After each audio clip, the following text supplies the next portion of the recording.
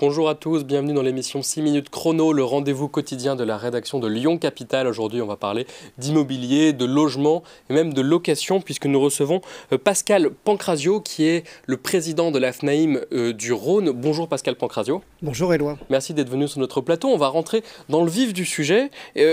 Comment se passe votre rentrée? Comment se passe la rentrée des adhérents de la fédération de la FNAIM dans le Rhône actuellement? Alors, écoutez, il y a une légère reprise puisque les volumes ont repris d'environ 8%. Il faut remettre ça dans un contexte qui avait baissé de 30% l'an dernier. Donc ça reste relativement faible, mais il y a un petit mieux. Et puis les taux d'intérêt n'ont pas baissé autant que ce qu'on imaginait, mais ils ont quand même baissé. 3%, c'est mieux que 4%. Et donc globalement, c'est légèrement mieux. Et vous restez prudent, on sent tout de même, voilà, donc les ventes repartent, il faut le dire, c'est parce que elles avaient quand même baissé ces 2 dernières années. Oui. Et vous restez prudent, on sent que c'est pas encore la reprise telle qu'espérée. Bien sûr, c'est pas la reprise telle qu'espérée. On est dans un contexte géopolitique qui est difficile et politique nationale qui est... on peut en parler. Il y a eu effectivement plusieurs démissions successives de Premier ministre puis de gouvernement. Oui. Effectivement, il y a une instabilité politique qui est extrêmement forte, peut-être sans doute la plus forte des mandats d'Emmanuel Macron et peut-être même de la Ve République, dit-on. Oui. Quel est l'impact local? Comment est-ce qu'il y a des conséquences sur les comportements des acquéreurs et aussi des vendeurs en région lyonnaise? Alors, les comportements sont impactés bien au-delà de l'immobilier. Je dirais que tout le monde est impacté. C'est la notion de confiance. On sait que les marchés ont besoin de confiance. Et donc, dans l'immobilier, on est impacté. Les gens ont moins confiance compte tenu du contexte. La fédération, bien sûr, se met à la disposition de la nouvelle équipe gouvernementale pour travailler le mieux possible et que le travail qui a été fait ne soit pas perdu. Qu'on essaye d'avancer sur des notions comme statut du bailleur privé, par exemple. On a besoin de stabilité, de visibilité, de pérennité. Alors, il y a un nouveau ministre du Logement qui a été nommé, je le rappelle, Vincent Jeanbrun, qui est l'ex-maire LR de L'Haÿ-les-Roses. Et alors, on a appris ce matin, il est déjà visé par une enquête pour prise illégale d'intérêt. En même temps, voilà. Mais en tout cas, il y a un nouveau ministre. Oui. Nous, on ne va pas rentrer dans ce genre de jeu-là. Ce qui est important, nous, on est là pour travailler, pour aider le mieux possible au niveau de toutes les équipes qui se mettent en place, de manière à contribuer et de faire en sorte qu'ils aient le plus d'informations pragmatiques à leur disposition pour prendre les bonnes décisions. On peut aussi parler du marché locatif. Oui.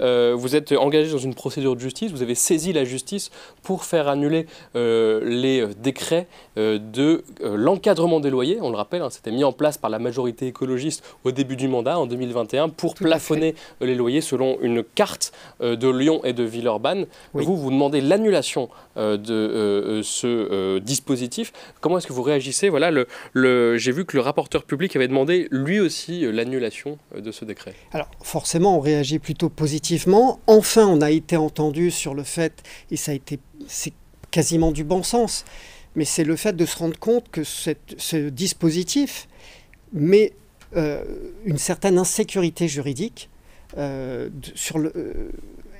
et que le rapporteur public soit entendu sur cet argument-là, c'est quelque chose qui est pour nous quelque chose d'important. Ça ne préjuge pas du résultat, parce qu'on n'a pas encore le résultat de cette action-là, mais c'est quelque chose qui est quand même très important, et on espère que les politiques vont l'entendre. Parce que sur le fond, le reproche qui est fait à l'encadrement des loyers, c'est d'être trop flou sur les différentes zones. Voilà, selon qu'on habite dans le centre ou un peu moins dans le centre, on n'a pas le même plafond de loyer. C'est ça en gros. Et vous accusez cette carte d'être finalement pas assez précise? Alors, la carte, elle ne sera jamais suffisamment précise. Enfin, là, on rentre dans le domaine dans le détail, technique. Mais d'une manière globale, le dispositif d'encadrement des loyers, nous, on trouve qu'il est contre-productif parce qu'il amène une contrainte qui fait fuir les investisseurs.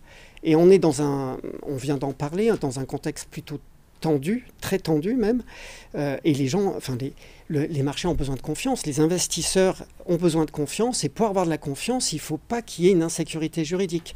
L'insécurité juridique, c'est quand vous investissez quelque part et que vous ne savez pas quelle va être la rentabilité du bien que vous allez acheter, par exemple, dans l'immobilier. Donc ça, c'est quelque chose qui est important. Effectivement, c'est difficile à mettre en œuvre, même si je reconnais que les équipes de la métropole sont sans doute parmi les meilleures en France. Il y a une véritable bonne volonté de bien faire les choses. Mais c'est le dispositif dans son approche globalement qui ne nous convient pas, parce qu'on estime qu'il est encore une fois contre-productif, qu'il apporte une insécurité juridique à un marché qui est déjà très insécurisé. Et une dernière question, comment est-ce que vous voyez les prochains mois? Alors c'est très difficile, hein, on a parlé d'instabilité politique, mais est-ce que du point de vue de l'immobilier, du moins, vous pensez que cette reprise des ventes, là on revient sur le marché de la transaction, va perdurer au moins jusqu'à la fin de l'année? Est-ce que vous pensez que les prochains mois, on va terminer, clore une bonne année 2025 finalement du point de vue de l'immobilier, les acheteurs sont quand même de retour?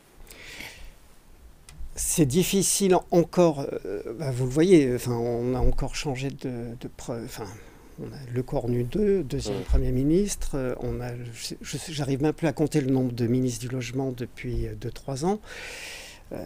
Écoutez, c'est difficile de dire. Simplement, les volumes ont quand même été corrigés légèrement à la hausse. Il faut que ça dure et il faut surtout, on le sait, qu'il y ait un budget qui soit voté, qu'un certain nombre de dispositifs sur lesquels on a déjà travaillé soient pris en considération, comme le statut du bailleur privé, qui est un élément fondamental pour assurer les investisseurs dans l'immobilier. Voilà, qui permettra dans le détail effectivement aux acquéreurs dans le logement neuf privé de bénéficier des mêmes conditions que les bailleurs sociaux ou des conditions plus favorables pour relancer le logement. Y compris dans l'ancien. Éloi, c'est ça qui est important. C'est le statut du bailleur privé s'adresse aussi bien à l'ancien qu'au neuf. Voilà, on fera une émission peut-être dédiée parce que c'est quand même assez technique. Merci en tout cas d'être venu sur notre plateau pour nous expliquer la conjoncture dans l'immobilier. Quant à vous, je vous remercie d'avoir suivi cette émission. Plus de détails sur lyoncapital.fr et notamment sur le statut de bailleur privé qui demande effectivement plus de temps.